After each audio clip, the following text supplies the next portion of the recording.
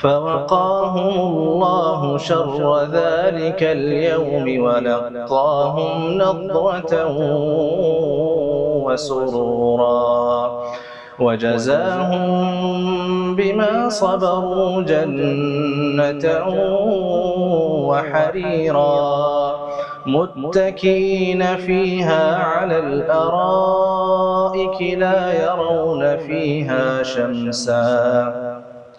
لا يرون فيها شمسا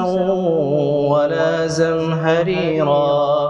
ودانية عليهم ظلالها وذللت قطوفها تذليلا ويطاف عليهم بآنية من فضة وأكواب كانت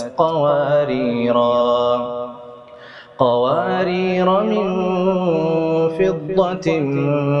قدروها تقديرا ويسقون فيها كأسا